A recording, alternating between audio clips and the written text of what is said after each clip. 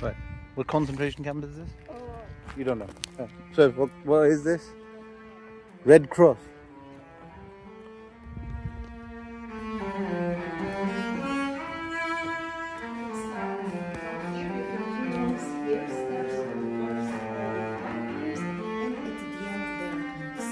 Thank you.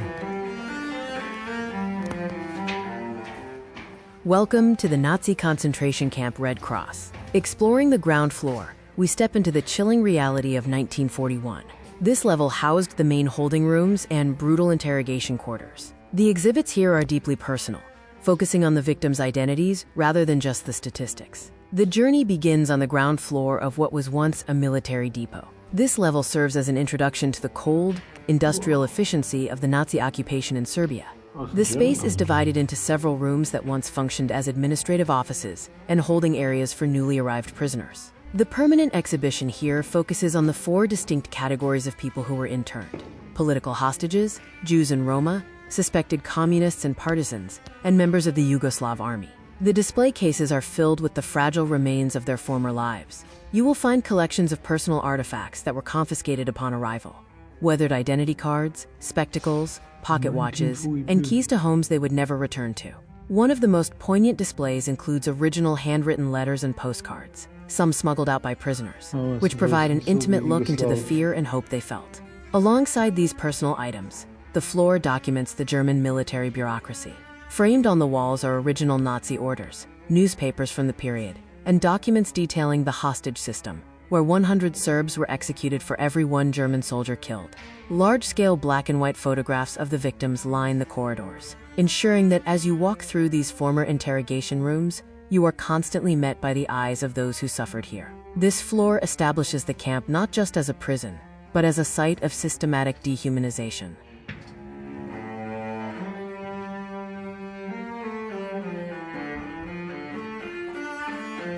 What was here? Huh?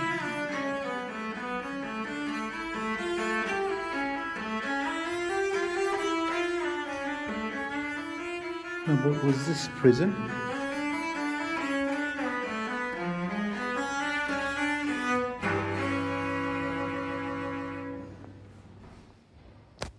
As we move to the first floor, the narrative shifts from individual identity to the collective struggle for survival and the legendary act of resistance that defines this camp's history.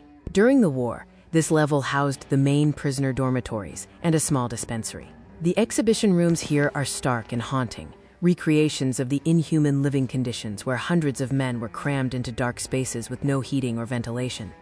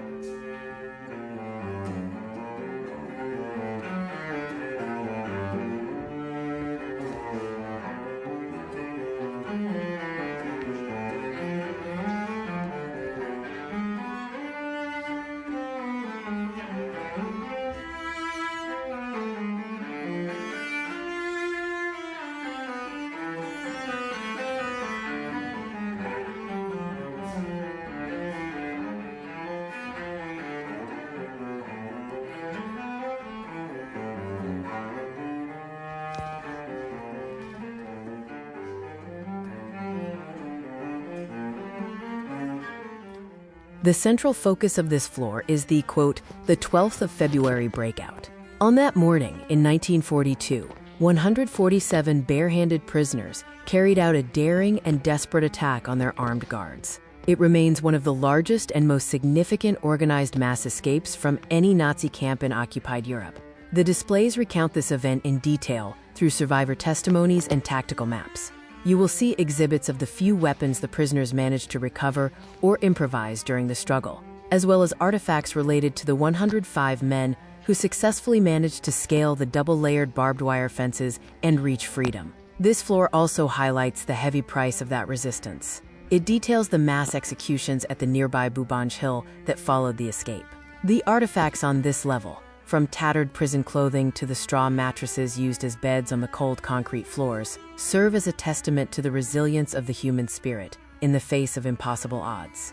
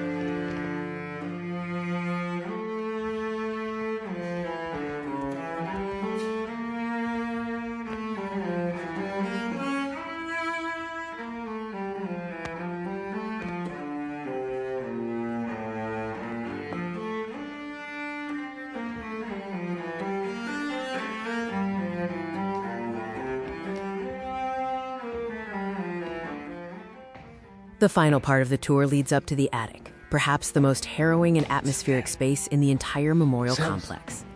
This floor has been preserved almost exactly as it was found in 1944, with its raw wooden beams and dim, natural light creating a sense of heavy silence. The attic contains 20 solitary confinement cells, starkly numbered 1 through 20. These narrow, windowless rooms were used to isolate and punish those considered the most dangerous or defiant by the Gestapo. The defining feature of this floor is the sight of the quote-quote barbed wire beds. In many of these tiny cells, prisoners were denied even the comfort of a straw mattress and were instead forced to lie on frames tightly wound with sharp, cold barbed wire. This was a method of both physical torture and sleep deprivation, ensuring that even in their moments of exhaustion, the prisoners would find no peace.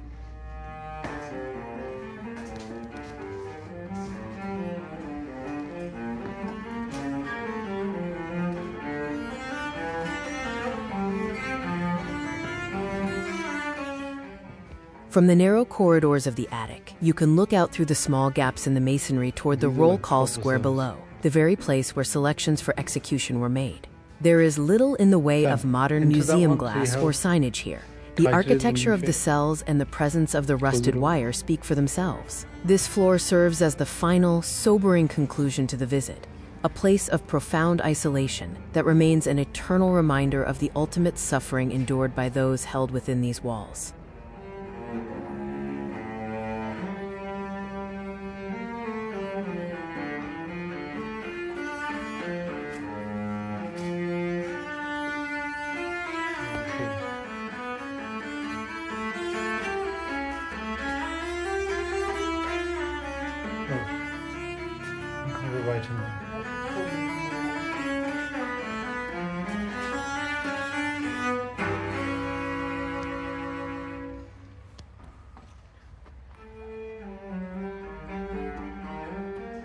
Sam, this way?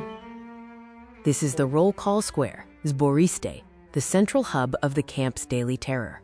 It is here, under the watchful eyes of the wooden guard towers and the double rows of original barbed wire that still surround the perimeter, that selections for execution were made. At the far end of the courtyard stands the death wall.